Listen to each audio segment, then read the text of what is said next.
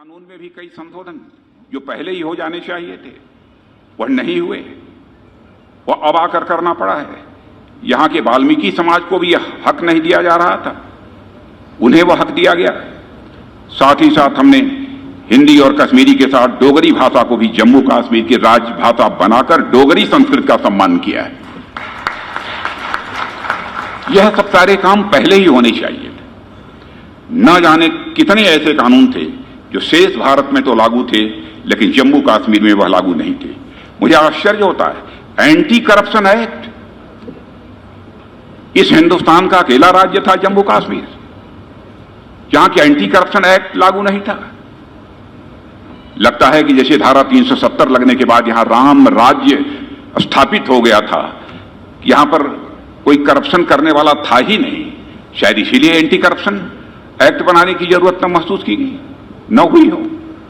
लेकिन anti corruption act को भी हम लोगों ने लागू किया।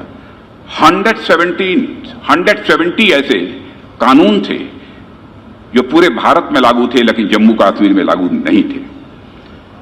यहां पंचायती राज एक्ट पूरी तरह से लागू नहीं था। हमने धारा 370 समाप्त करके लोकतंत्र को पंचायत स्तर पर मजबूत करने की दिशा में भी कदम बढ़ाया है। न जाने कितने प्रयास हुए कि यहां पर पंचायती राज की संस्थाएं मजबूत न होने पाए, इसके लिए भरपूर कोशिश हुई।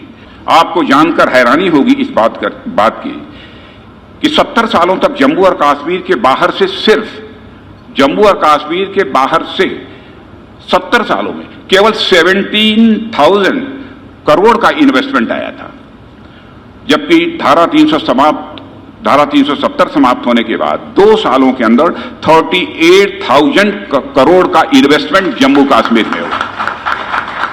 ये क्या हो रहा था जम्मू कश्मीर के साथ? जम्मू कश्मीर का जहां तक प्रश्न है, जम्मू कश्मीर में हमेशा एक मल्टी कल्चरल सोसाइटी रही है। मैं जम्मू कश्मीर के बहनों भाइयों से भी मैं अपील करना चाहता हूं, यह जो हमारा सोशल फैब्रिक है, यह जो हमारा सामाजिक ताना बाना है, जाति पंथ मजहब, इन सब सारी चीजों से ऊपर उठकर हमारी तरफ से भरपूर कोशिश होनी चाहिए कि यह ताना बाना, सामाजिक ताना बाना किसी भी सूरत में जम्मू कश्मीर का टूटना नहीं चाहिए। यही इसकी सबसे बड़ी ताकत है। जम्मू और कश्मीर में कुछ ऐसी ताकतें हैं जिन्होंने इस सोशल फैब्रिक को हमेशा तोड़ने की कोशिश की है और रेडिकल्स को बढ़ावा दिया है।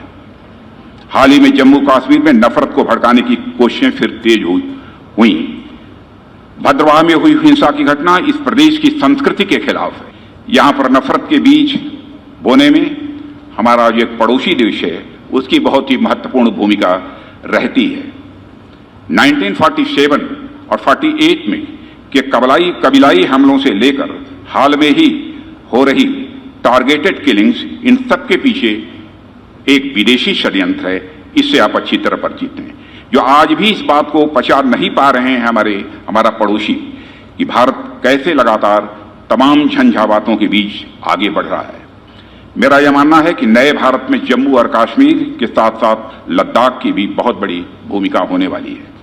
जम्मू और कश्मीर ने विस्थापन का दर्द झेला है, उसे हम दोबारा किसी भी सूरत में नहीं होने देंगे। हम आपको यह विश्वास दिलाते हैं, जम्मू और कश्मीर के किसी भी हिस्से से कोई हो, हिंदू हो, मुसलमान हो, ईसाई हो, हमारी यह कोशिश होगी किसी भी समुदाय का जबरन यहां से हम पलायन किसी भी सूरत में नहीं होने देंगे।